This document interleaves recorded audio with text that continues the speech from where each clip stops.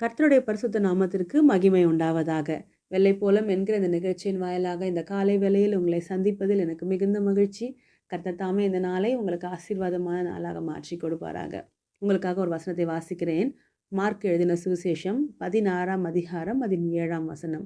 நீங்கள் அவருடைய சீஷரிடத்திற்கும் பேதுருவினிடத்திற்கும் போய், உங்களுக்கு முன்னே கலிலேயாவுக்கு போகிறார், அவர் உங்களுக்கு சொன்னபடியே அங்கே அவரை காண்பீர்கள் என்று அவர்களுக்கு சொல்லுங்கள் என்றான். பாருங்க, இங்க தேவதூதன் மரியாள் இடத்துல, மகதலனால் மரியாள் இடத்திலும் மற்றும் அவளோடு இணைந்து சில ஸ்திரீகள் இயேசுவின் சரீரத்திற்கு சுகந்த வாசனைகளையும் கந்த வர்க்கங்களையும் செலுத்தும்படிக்கு அந்த காலை வேளையில, வாரத்தின் முதலாம் நாள் காலை வேளையில போயிருக்கும் பொழுது அங்கே இயேசுவின் சரீரம் காணப்படாமல் இருக்கிறதையும், அங்கே தேவதூதர் உட்கார்ந்து இருக்கிறதையும் அவங்க பார்க்குறாங்க.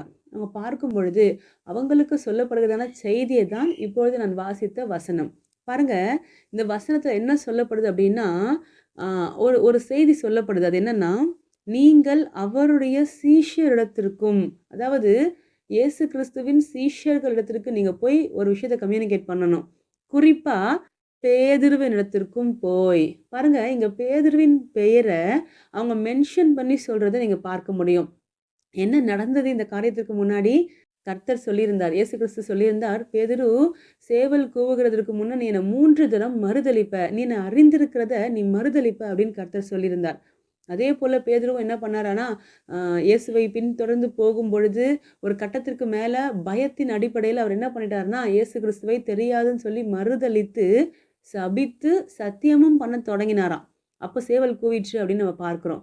பாருங்க, அந்த டைம்ல இயேசு கிறிஸ்துவும் திரும்பி பேதுருவை பார்த்தாராம். நான் சொன்ன மாதிரி நடந்துச்சு பார்த்தியா பேதுரு அப்படின்னு சொல்லி. பாருங்களேன், பேதுருவுக்குள்ள ஒரு மிகப்பெரிய குற்ற உணர்வு. யார் இந்த பேதுரு? ஆண்டவருக்காக எதையாகிலும் செய்திடணும் அப்படின்னு சொல்லி எல்லாவற்றையும் விட்டு விட்டு வந்தவர் தான் இந்த பேதுரு.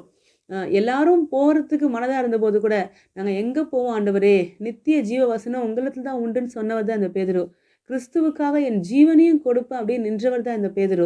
ஆனால் ஏதோ ஒரு சூழ்நிலையில் அதீத பயம், மரண பயம் அவருக்கு ஏற்பட்டதுனால அவர் என்ன பண்ணார் அப்படின்னா, ஐயோ நம்ம உயிரும் போயிருமோ, நம்மளும் இதே போல் அடிப்பாங்களோன்ற ஒரு எண்ணத்தில் இயேசுவை தெரியாது அப்படின்னு சொல்லி மறுதலித்து சபித்து சத்தியம் பண்ணிவிட்டார். பாருங்க, அது நிமித்தம் கர்த்தர் பேதுருவை வெறுத்தாரா அப்படின்னு கேட்டால் இல்லை.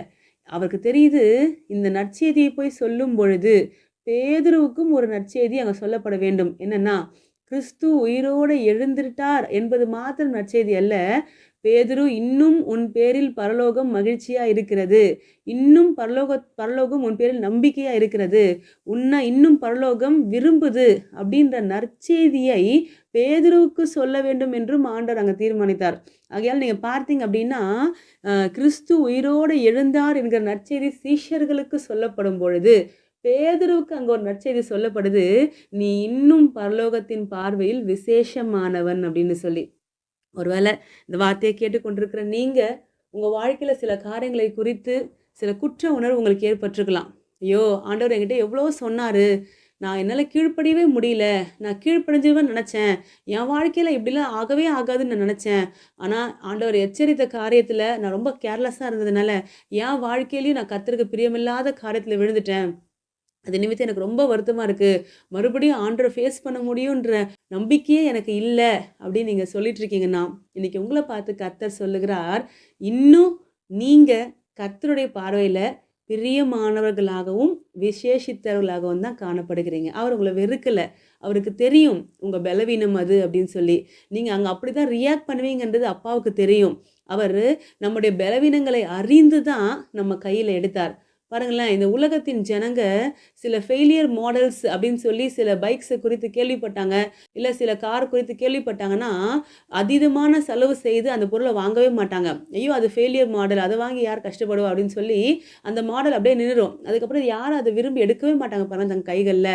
ஆனால் கர்த்தருக்கு நம்மளாம் ஃபெயிலியர் மாடல்னு நல்லாவே தெரியும். நம்மளை எடுத்தோன்னா கையில் நமக்கு அப்பப்போ சர்வீஸ் பண்ணணும்னு அவருக்கு தெரியும். அப்பப்போ நம்ம இதில் பெட்ரோல் தீர்ந்து போக நமக்கு ஊற்றணும்னு அவருக்கு தெரியும். அப்பப்போ எனர்ஜி நம்ம டவுன் ஆயிடுவோன்னு தெரியும், விசுவாசத்தை டல் அடிப்போன்னு தெரியும். எல்லாம் தெரிஞ்சு தான் நம்மளை கையில் எடுத்தாராம். அதாவது நம்ம ஆராய்ந்து அறிந்திருக்கிறாராம். நான் சொல்றேன் பாருங்களேன், உலகத்தின் மக்கள் நம்மை ஆராய்ந்து அறிந்து கொண்டாங்க அப்படின்னா, நம்ம கிட்டவே சேர மாட்டாங்க. ஆனா அவர் பாருங்களேன், ஆராய்ந்து அறிந்து தான் நம்மள தூக்கி எடுத்தே இருக்காராம். நம்மள நல்லா தெரிஞ்சு தான் நம்மள வேணும்னு விரும்பி எடுத்தாராம். நம்ம கூட இருக்கிறவங்க நம்மள நல்லா புரிஞ்சுக்கிட்டாங்கன்னா, நம்மள விட்டுட்டு போயிருவாங்க. ஆனா கர்த்தர் பாருங்க, நம்மள நல்லா நம்மளுடைய ஒரிஜினல் கேரக்டர் என்னன்றத புரிஞ்சு தான் நம்மள கையில எடுத்தாராம். ஆகையால அவர் வந்து நம்ப செய்த இந்த சின்ன சின்ன தவறுகளை பார்த்து, அடியோடு நம்மை வெறுத்து விடுகிறதற்கு மனிதன் அல்ல. அவர் தேவனா இருக்கிறார். அவர் நம்மிடத்துல அன்பு கூறுகிறார். எனவே கர்த்தரிடத்துல நான் மறுபடியும் எந்த மூஞ்சி வச்சுட்டு முழிப்பேன்? நான் எப்படி கர்த்தர ஃபேஸ் பண்ணுவேன்? அப்படின்ற வேதனையோடு கூட உங்கள்ல யாராவது காணப்படுவீங்களான்னா, உங்களுக்கான வார்த்தை இதுதான்.